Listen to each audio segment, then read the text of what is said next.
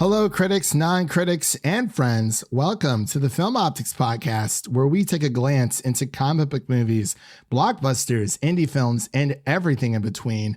I'm your host, Christian, and I'm joined by my co-host, Devin. And today we're going to be reviewing episode 4 of Moon Knight. We're officially over the hump.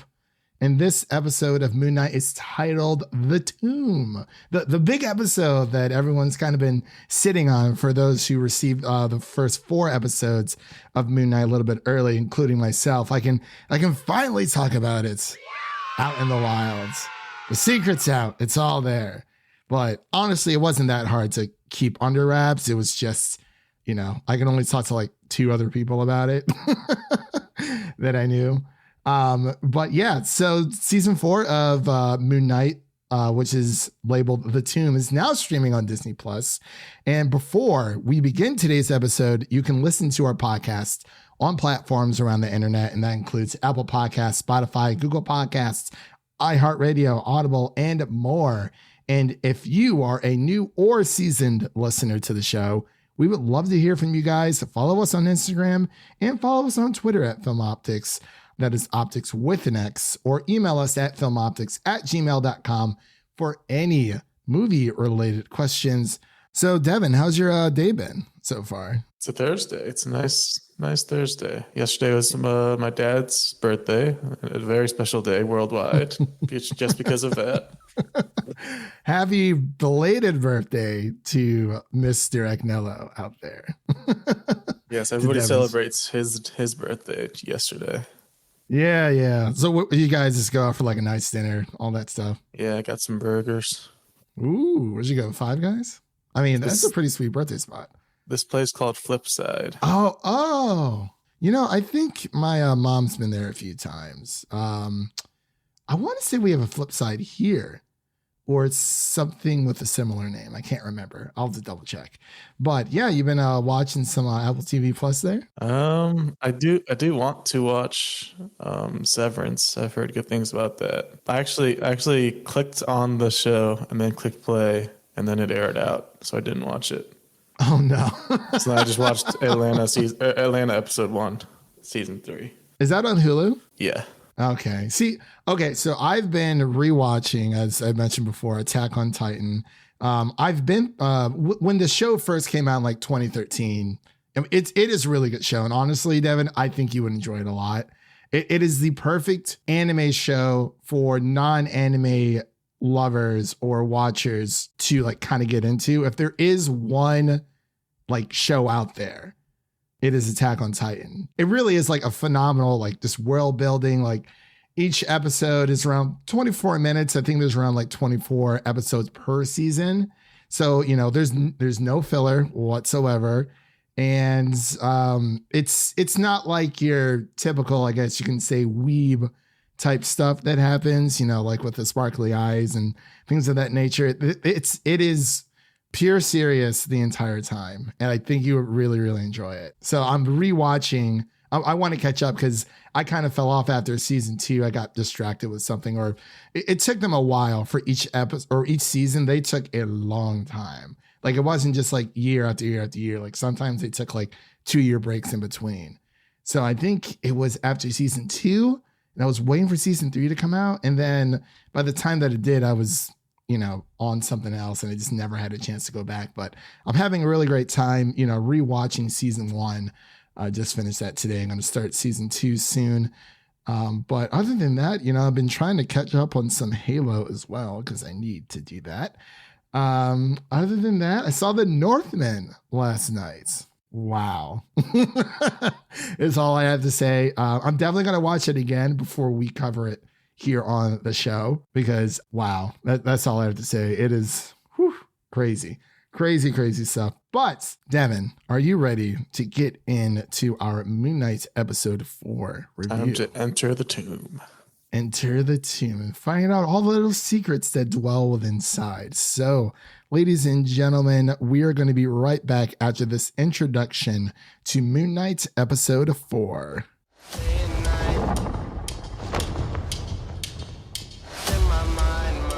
I'm losing it. We'll catch you all. You're bloody useless.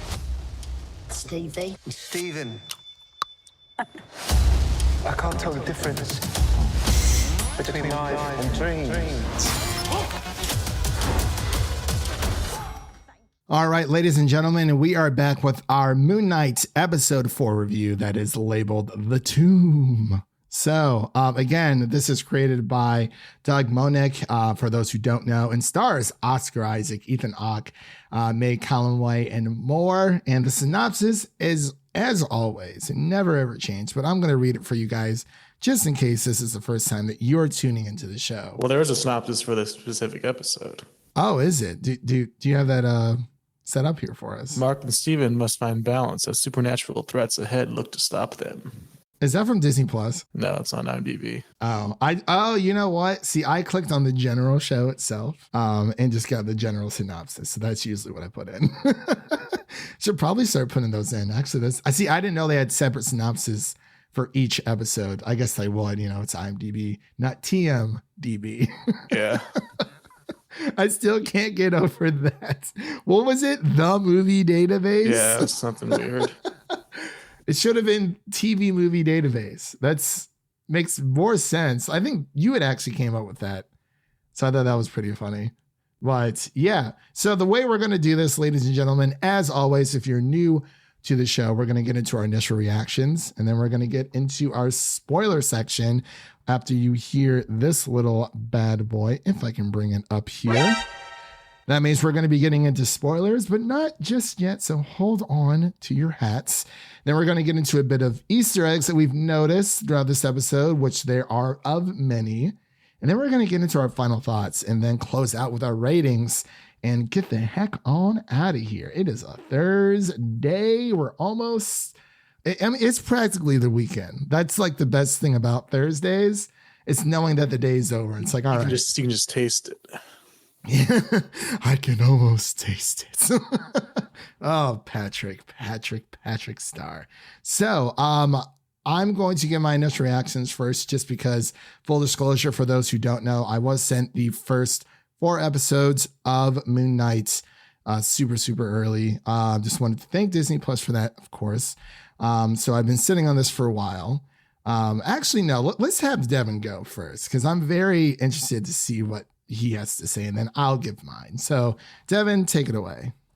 Well, apparently the trend continues of pretty much every Disney Plus show. Episode 4 is just the best. Like, you just look back at every episode 4 from all the different shows, and they always have the biggest moments and the biggest reveals going forward. It's definitely a pattern and a formula that they're starting to catch on with for the shows. It's working great.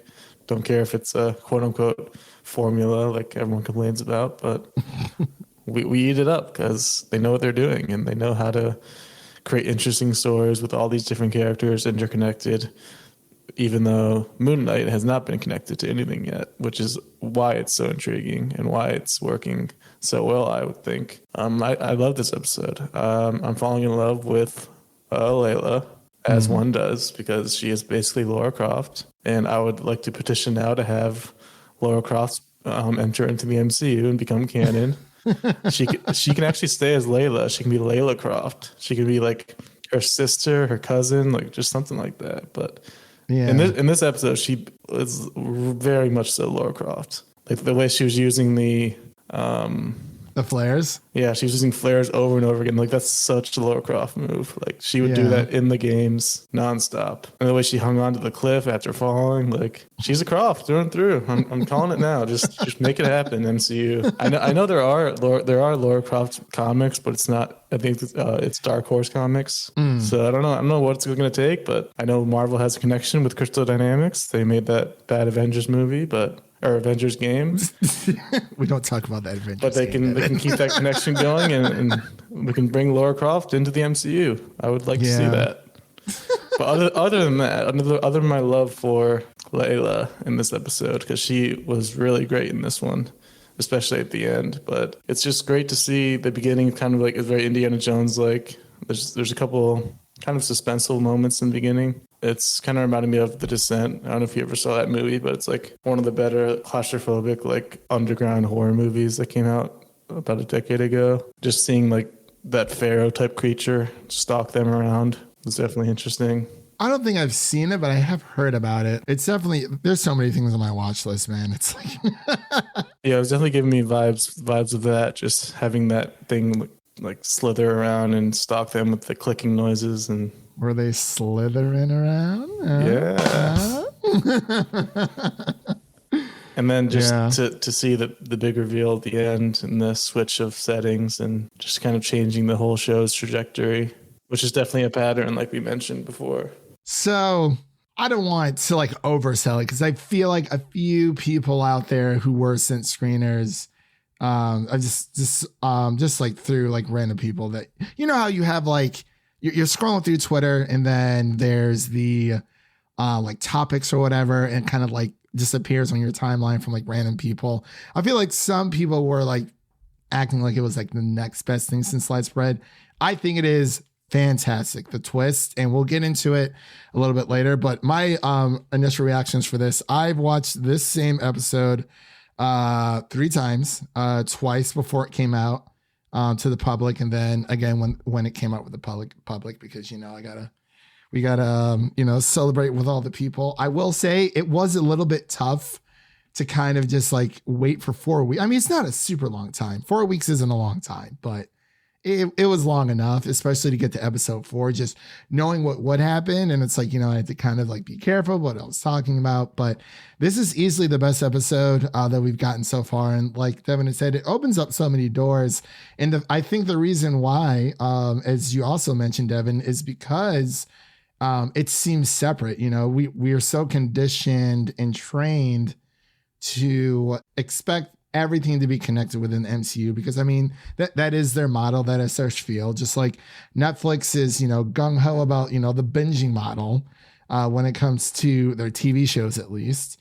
We're starting to see that, you know, break off a little bit, but this episode really just had everything. Like you said, Devin, you know, the Indiana Jones vibes. I have a little bit of trivia myself. I was watching some new Rockstar beforehand, and apparently they actually shot a few. I'm not sure from which Indiana Jones movie it is, but when they're kind of like walking through the canyon, apparently that's the same set or same location at least as they did for Indiana Jones. You know, big Uncharted, you know, Indiana Jones, Tomb Raider vibes here for sure. And even with the clickers, that kind of reminded me of the clickers from The Last of Us a little bit. That would be my biggest complaint, is just at the beginning, just another dark TV screen issue that continues to pop up. It was very dark and it was hard to see a lot of it, especially because when I'm watching, it's usually Wednesday morning, so it's daylight out. It just makes it even harder to see because there's a glare on the screen. Devin's TV is just black, and you see like one little red dot. Layla's like running around with that's pretty much what it was the first like 5 minutes. It felt like. Yeah, and even with newer TVs, like I recently purchased like a new TV a while ago, and I love it. I love it. I love it. I love it. It's next gen ready for, you know, next gen consoles. It has all the bells and whistles I was looking for in a TV. But I gotta say, even like when we were talking about like our Mockingjay Part 2 review, like when they're in, you know, the underground with the sea people, I guess you can call them, or whatever, the cave dwellers or the sewer dwellers, it was really hard to see. And I had calibrated my TV, you know, to where it's not supposed to look, but it's supposed to give you quote unquote the best picture. You know, you kind of find one of those guys on YouTube. It's like, you know, you can kind of mess around with it. I will say, like, when it comes to this for Moon Knight, it was kind of hard to see. I mean, I was able to make out everything that was happening, but I had to like change the settings on my TV just to see what was going on. And I know a lot of people had that same issue with the Game of Thrones finale. I still stand by that it wasn't all that bad because I was able to see everything going on. But again, not everyone has the same type of TV. So you have to put that, you know, into perspective when it comes to that stuff. Because when I rewatched it at my friend's house, it was very difficult to see. And I mean, I get, you know, the darkest, you know, the crushing dark blacks, you know, all that stuff. It's great. But like, I can't see anything that's going on the TV screen. So, but yeah, other than that. Yeah, I never even really got like a good look at the at the pharaoh zombie thing that was chasing after Yeah. him. Yeah. You could I was assuming it was blue, I think. You know, how it's kind of like moving around and whatnot. But when they're inside of the tomb of Amit, like there were parts, you know, you're able to see, other parts not as much, especially the interaction between Arthur and Layla. That was, you know, nicely done. Sometimes it did work in its advantage for sure. A few jump scares here and there, which was actually kind of cool. I like that a lot. But overall, I mean, I love this episode so much because it makes you second guess everything, like everything. But It reminded me of that episode of Lovecraft Country where they went into a tomb. oh oh man, how good was that show? And we're not going to get any more. Don't remind me. There's a reason why I bought the Blu-ray, because I was actually very afraid that it wasn't going to get a Blu-ray release. I'm like, it has to now. I mean, like the show's dead in the water. Like I was like, I'm glad I picked that up, because man, that was such a good show. Oh my, I'm sorry, I'm getting ahead of myself. But I feel like we are getting into the spoiler section, unless there was something else you wanted to mention before we hit that point. Nope. All right, ladies and gentlemen, that is your first spoiler warning for Moon Knight episode 4 again. That is your second spoiler warning for Moon Knight episode 4. So if you haven't seen it, definitely go watch it. It's on Disney Plus. It's about 50 minutes or so, which is another thing I do like about this episode or this series so far. Each episode has been consistently the same length, give or take. Yeah, I saw an interview with the director, and he mentioned that the way he viewed it was episode 1 and 2 as a movie, 3 and 4 as a movie, and then 5 and 6 as a movie. That's how he was kind of viewing like the blocking of the episodes. I like that. I do like that a lot. And, you know, we always bring this up with every Marvel series that we review here on the show. Do you think, I mean, outside of WandaVision, do you think they'll ever break away from that 6 hour, or not 6 hour, but I guess you could say, or 6 episode thing? Like, I honestly feel like they can go maybe just push it to 8, just get a little bit more extra in there. You know what I mean? Because even with Hawkeye, like as much as I loved Hawkeye, I feel like they could have, like maybe 2 more episodes would have changed a lot of people's minds. I think it just depends on who they have at the helm, like writing the story. Because with Loki, it was just like the perfectly like tight script that allowed them to have just the 6 episodes. Yeah, the WandaVision, not Vision, was what, 8 episodes? I think something like that. Should have been 9, but you know we didn't get the Doctor Strange cameo. But Devin, I guess let's just talk. Let's circle back around here to Moon Knight. Layla's starting to fall in love with our boy Steven, it looks like, a little bit. I'm starting to fall in love with Layla. Yeah, how can he not?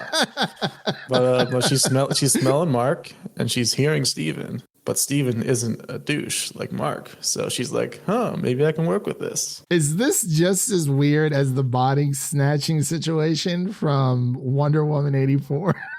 It's definitely, I don't think it's very weird, just because it's the same body. Like it's the same. That is true.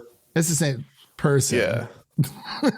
The body thing from Wonder Woman it's just inexplainable. It's just absurd. That was very comic book-y, but like not for the silver screen. Yeah. Not at all. But yeah, they shared a nice kiss. Steven was reluctant at first, but then he went in and got punched for it, which was great. No, hold on. Well, let's back up here. Layla is the one who made the first and then Steven was reluctant. He was like, I don't know, Mark will be mad. And then he was like, and then he like awkwardly kisses her, and then like she kind of like shrugs it off a little bit, but then as soon as they get into the tomb, he's like, oh wow, look at you. And she's like, oh, and he's like, no, not you. And he tells her the truth for one time in her life, and then she just falls in love, because that's how dishonest Mark Spector is, apparently. I wonder how their marriage was before all this happens, because there's a lot of baggage. It seems like it was very, I mean, obviously the reason that they met, of course, is because of what happened to Layla's father. Even though Mark was not the one who pulled the trigger, it was his accomplice, or his partner, I guess you could say. And apparently, you know, as we learn, Mark was also supposed to die that night. And then I guess that's when Khonshu kind of comes in. Yeah, Khonshu saves a little him. bit there. That's the origin of Moon Knight. He gets shot, and then Khonshu comes in and scoops him up. My son. I was like, no. That's kind of how he sounds a little bit Baney. But yeah, I mean, there's so much that happened in this episode between, we get so many reveals, of course, with, you know, what happened to Layla's father. Like as soon as, I think it was like episode 2 when they showed like, you know, the dead archaeologist, I was like, oh, that's it. And I didn't really notice it the first time. Like when you first watch. I think that's the biggest strengths of episode 3 and 4. You can call it like the middle movie of the 3. Yeah, you can call it like the middle section, whereas it's more so focused on Layla, and it really develops her as a character. You can see just how strong of a character she actually is and how interesting she is. Yeah, I would say between her and what was it? Shang-Chi's sister. I'm not sure if Shang-Chi's sister is an original character or not. I thought she was. Layla, as far as we know, is an original character, but she's kind of I think she is. The classic Marvel MCU thing of kind of an amalgamation of a few different characters from the comics that they kind of put together into one for her. Yeah, which makes sense. I mean, they did that with Game of Thrones as well, with a lot of characters, just because, you know, sometimes there's just too many, and it's easier to kind of, you know, blend like multiple characters into one, like you said. So all I'm saying is Layla's name's kind of close to Laura. I'm just throwing it out there. It's also very close to Kayla. That too. But yes, I do agree. I think she's done a phenomenal job. She's, I mean, outside of Oscar Isaac. By the way, speaking of Oscar Isaac, have you seen Scenes from a Marriage with him and Jessica Chastain? I have not. You need to watch it. It's on HBO. It is, I think, like a cool, maybe like 6 episodes. It's very good. Limited series. Very good stuff. I mean, it's just, it's the year of Oscar Isaac. Like he's really just been. Did you see that meme I sent you of him and Stephen Grant looking at Apocalypse and screaming in fear? I saw that. There was the I saw the other meme. And of course, you know, we'll get to the big reveal here in a second, but it was Tara Strong as like the clock from Loki. It was like, hey y'all, and then it showed the two Stevens screaming. I love how Oscar Isaac just kind of owns the MCU. Every portion, Fox, Sony, and mainline MCU. He's in all of them. And he's in Star Wars, so it's, I mean, like, you know, yeah, he's got it all. He's just collecting paychecks. And he's in Dune. The man's everywhere. I really, he's quickly becoming one of my favorite actors working today, just because it's, I mean, between him and Pedro Pascal, like they're amazing. I mean, Pedro, the first time I was introduced to him was in Game of Thrones. So it's everyone, you know, the Viper was his nickname. He does such a great job in that show, man. I'm telling you. I was like, who is this man? I love him so much. But I think he was a Martell, I believe so. But anyway, so getting to we kind of, you know, after they find Alexander the Great's tomb, which is very interesting. Yeah. The Macedonian. As soon as he saw that, I was like, that's not King Tut, is it? I was like, oh no, it's Alexander the Great. It kind of makes you wonder, are they insinuating that Alexander the Great was only so great at conquering because he had Khonshu to help him? Is that the MCU lore? I think it was Amit. Yeah, Amit, I think it was or Khonshu, either one. Yeah. Yeah, because they found out that Alexander was the last living Avatar. And then he goes into his gullet and finds the Amit statue. War gullet. That was gross. I'm like, he cracked that thing open and went deep. I love how Steven was like, I don't want to violate the long lost tomb of Alexander the Great, but this is very important. And yeah, like you said, he goes super deep. Like they really hid Amit's stone or her statue like deep inside of Alexander, because he was the voice of Amit. And we also see during the beginning of the episode, you know, multiple gods that have also been turned into stone and those little cubby holes or whatnot. It makes you wonder about that little tribunal of gods that they had the trial with, or how honest are they being? Are they kind of killing off other gods? could Gore the God Butcher be coming into play here before Love and Thunder even comes out? Oh yeah, that'll be. What if this is like a prequel to Thor: Love and Thunder? It could be. I mean, it deals with gods just like that movie is going to. The movie has Gore the God Butcher in it, so it's kind of a perfect fit. And they're going into like Greek mythology with that one as well. Yeah. With Norse mythology. Hercules and Zeus showing up. It's gonna be great, man. It's another great year for Marvel. Like just already. I know we haven't seen a lot, but like they got a lot coming up, and I'm very, very excited. But so we've, Arthur comes up and just like caps our boy, shoots him. I'm surprised he used a gun Twice. Didn't seem like he's a gun guy. I feel like he was going to summon another devil dog. Throw sandals. Throw sandals at him with all that glass. Yeah, I love how his signature item is glass sandals. You can always hear him coming too. I'm like, oh Bat man. and the cane. And he still walks with a limp. I'm like, what is this? What is this?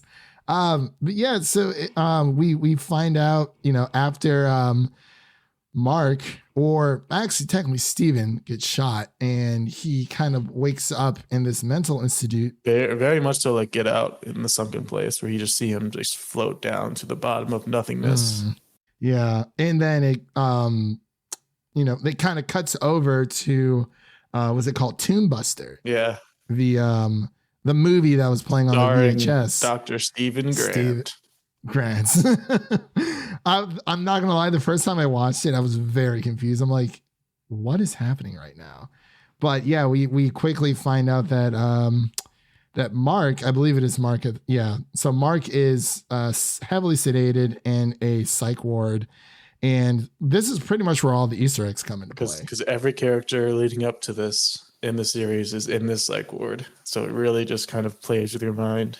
Like what is real, what has been real, and what has been fake. I wonder if this is Joker all over again, where he's sitting down and she's like, I don't understand the joke. And he's like, you wouldn't get it. And then, yeah, so was the Joker in the psych ward the entire time? But this definitely does way better of a job, because not only do we see all the characters, in their, I guess you can call them their natural habitat as of now, but a lot of items as well. The sandals, the cane, the hippopotamus, the scarab. And Mark finds Steven in a sarcophagus, lets him free, and they hug it out, which was a very nice moment. You would think they might be mad at each other, but they hugged it out. Well, like, it's like, oh my God, I have to find me. Where is he? Yeah. Yeah. I really like how they kind of brace each other's, like just camaraderie there. Like out of anything there, it's the only thing that makes sense to them at that moment. And Mark frees Steven. They're like scouring down the hall, and then we see another sarcophagus. That's still a mystery. Everyone thinks it's Jake. Yeah, the firm belief is that it's a third identity, Jake Lockley. Yeah. Which definitely seems likely, because we still don't know who has been killing people in their body. Right. Because we were led to believe that it was Mark at first, because he was the only other personality. And then, yeah. So it looks like this third personality can take over at will, which is really, really interesting. And then we get the hippopotamus. Yeah. Her name is Tawaret. She is the goddess of childbirth and fertility. Seems like a very... Not sure what that has to do with Mark yet, but I'm sure we'll find out. Or hippos. Yeah, she's... she has a nice little tiny voice that scared them, but it was very welcoming for us. Very, very welcoming. And also it's rumored that she might be one of the gods that is also stowed away or imprisoned. Yeah, it seems like this is kind of like a purgatory hell type of place that he's been sent to, along with some other gods that kind of got sent away. New Rockstars went deep into this, and they did a great job of explaining it. Eric Voss mentioned how pretty much every MCU show has the character going into some form of hell and then escaping out of it as part of their story arc. Like WandaVision when she goes into the basement, and Loki when he goes into the void. Like all these shows are having this kind of this formula where the hero has to go into their version of hell and come out on the other side better than they were before. Yeah, I mean, that's part of like, the hero's journey altogether. Yep. That is a pretty big part of that diagram. I've looked into it. It's actually pretty interesting. So many stories use it, so it's crazy. I'm trying to think, did Kate Bishop, or I guess Hawkeye, I really don't know, I guess him meeting Yelena would be his version of... The two grounded shows don't really have like the mythical elements that the other shows have, to where they can go into a different world or a different universe. So there's not really a new setting they can actually go to physically. When you said two grounded shows, I was like, what are you talking about? I'm like, oh, Falcon and Winter Soldier. Yeah. I was like, you can't be talking about What If. I'm like, what? I'm like, oh, yeah. Because they didn't really have too much there. Yeah, that is a really good point, though. I really like how, I guess, the less grounded stories. Well, but it's weird because, Moon Knight is grounded, but at the same time, it really isn't. It's very... I'd say it's like maybe 50-50, but that is a good point. They kind of come out stronger the other side. So I wonder what the last two episodes are going to bring. I'm very, very interested. I can't believe there's only two left, because it feels like we have just a whole new show now to go dive into. I think that really goes back to, we've kind of mentioned it earlier and on other episodes about, the six episode arc that Disney is seemingly sticking with. We are getting season 2 of Loki. We're not getting season 2 of WandaVision, but it's kind of like, Doctor Strange in the Multiverse of Madness is really more so the next part of that story. Depending on where it actually happens. We're not sure if it happens before or after Spider-Man No Way Home. Yeah, like how we're getting Captain America 4. Yeah, that too. It's kind of like Spider-Man No Way Home is like the new starting point, because that is really when, after a while, it was like the ending of, Tony Stark's death and Thanos. But now I feel like for Spider-Man, it really is the new starting point, because obviously it's like, okay, did this happen before or after people knew that Spider-Man, that Peter Parker was Spider-Man type situation. So yeah, overall a great episode, but let's get into our final thoughts here. I'll pass it over to Devin, then I'll give mine, and then we'll close on out. Yeah, I'm just really excited to see where we go from here, because it feels like, overall the design for Tower Rat looked great. Like to bring a hippo onto the screen like that and have it look like not terrible, like you would think a large hippo would look on a TV screen. Like, she looked really great. Yeah, just looking at her now. I sent in our Discord what the actual one looks like, and she has very, very saggy features, I'll say. And they kind of did a nice job of covering that up. But yeah, she looks great. And then I'm sure like she won't be the only one we see either. We still have to see Ahmet. We've seen Khonshu. It's just going to be so cool to see a bunch of these gods on the screen, like different animal hybrids that they are, and see them interacting with each other and trying to get back. She might be the one that kind of heals Mark and Steven and brings them together and gets them out, but we'll see. Heal me, hippopotamus. Heal me. Yeah. For me, what's your rating? I'll go with like a solid 93. Just a very entertaining episode. Okay. Definitely changed the entire outlook of the show without being like overly annoying about it. Like the twist was definitely warranted. It didn't just derail everything for the sake of having a twist. Yeah, it wasn't just for like shock value, for sure. For me, final thoughts. I've kind of already said everything I wanted to say, but yeah, I really just enjoyed this episode and actually wanted to talk about something really quick. So I saw a lot of people were complaining about, at least especially on Twitter, because that's where everyone goes to complain about things. They were talking about how the ending of episode 4 was just a blatant ripoff, like it was just taken straight from the comics, yada, yada, yada. And it doesn't make any sense, because it's like, just because it's ripped straight out of a comic, and I tweeted about this as well, Just because it's ripped straight out of a comic doesn't mean it's underwhelming. People are complaining about it being too much like the comics. They can't win because there's people that complain that it's not enough like the comics, and then people that complain that it's too much. What do you want? This is Star Wars all over again. Think of like you have people saying, oh, you know, like they don't like the adaptations. I mean, it's a small minority, but you know, they're the ones with the biggest voices. They're saying, oh, you know, it's not comic book accurate enough. You know, they changed so much stuff from Miss Marvel and yada, yada, yada. And also with, you know, Moon Knight, it's too comic book accurate. And I'm like, you spend all this time complaining about how things aren't comic book accurate. And then when we finally get some accuracy to the comics for Moon Knight, and especially for Thor Ragnarok, there's a few shots themselves ripped straight from the comic books. Love and Thunder, yeah. Yeah, sorry, Love and Thunder, my bad.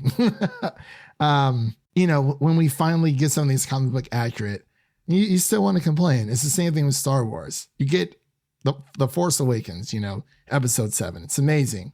Then people complain it's too much like A New Hope. It's like, okay. And then they give you something completely different. You want something different. You say you want something different. Then they give you The Last Jedi. And they're like, well, no, I didn't want not that different. Like it needs to be like the original. Episode 9 is one where I'm like, all right, I see the complaints. But the first two. Episode 9 was it was directed and written by Reddit. Like 100%. Yeah. and that's a project we get. So maybe they should stop trying to. It's Scream all over again. The Reddit killer. Like he tries to write his own story and it ends up terribly. Yep. It's like, dude, I feel like at this point people don't know what they want. So you know what? Just let the studios handle it and do what they're gonna do. Because I will say my favorite part of this entire episode is the scream at the end, when it shows both of them in the same frame. And I have to say Steven's like yell was like, it's perfect because you have the same actor, obviously, but they're reacting the same, but differently at the same time, because Mark's scream is not as high pitched and like, you know, whiny as Steven's, but it's so funny how it's like that. And I absolutely just, wow, it's great stuff. But yeah, it's just stupid. It's so dumb when they're complaining like, oh, like, and someone that we actually follow that I think I posted in there, I won't say the person's name, but they were saying, oh, like, you know, you waited, you guys sat on this for like 4 weeks for this. I'm like, yeah, because it's awesome. Like, we don't know what's real, what's fake. And it's like, I mean, if you enjoy it, you enjoy it. If you don't, that's fine. But don't undersell it by saying, oh, well, you know, other people saying by, you know, it's underwhelming because it's too much like the comics. Get out of here. You've been wanting that forever. So that's it. That's all I wanted to talk about. So, great for me. This one's just like a hard, just like 95 out of 100. You know, there's always room for error, but mainly just, you know, the super dark scenes in the beginning.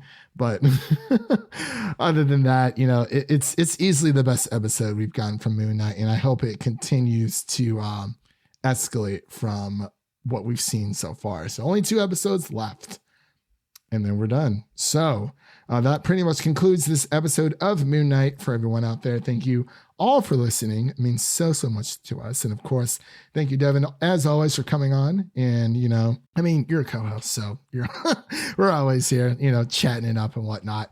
But what is coming out on the podcast, you might ask. As of this recording, we actually concluded our Hunger Games Mockingjay Part 2 review with the amazing Nicole Ackman over from Next Best Picture. Definitely go check out that episode, as well as our other Hunger Game episodes that we have out there. And we also, by the time this is out, Massive Talent is coming out on the podcast as well. I believe that will be out on Friday, the 22nd. And on Monday, we have The Northman coming out on the podcast. I'm so excited to go see that again. I got 3 shirts, Devin. 3. They were just handing them out. Like when I first walked in, they're like, oh, take a shirt. Took a shirt, sat down, experienced the movie, came out. They're like, oh, we have so many like left over. They were literally telling us to like take them by the bulk. Wow. Could have made a profit. Like I see, I wanted to, but I took 3 shirts. I took 3 of the same shirt. It just says, it's a black shirt that says Northman, the Northman on the front, and on the back it has the, I'll avenge you, father, I'll save you, mother, and I'll kill you, Fjolnir. But yeah, we're getting a lot of Norse mythology this year between the Northmen, Thor, Love and Thunder, and God of War, Ragnarok. That's gonna be. I love like Greek and North. I love all that mythology stuff. But I digress. So those are just a few things that are coming out on the podcast, as well as our Sonic the Hedgehog 2 review that's also out on the podcast as well. But there's only one thing we ask from you guys, and that is to share an episode of our podcast with a friend, whether it be your mother, your brother, your lover, whoever it may be. Make sure to share an episode of the Film Optix podcast with a movie lover in need. So that pretty much wraps up here today, and we hope you guys have an amazing weekend. And that's a wrap for today. Thank you all for listening. And if you enjoy the show, leave us a 5-star rating and review on Apple Podcasts and Spotify. And follow us on Twitter and Instagram to stay in the know. That was Devin. My name is Christian, and we'll see you guys in the next one.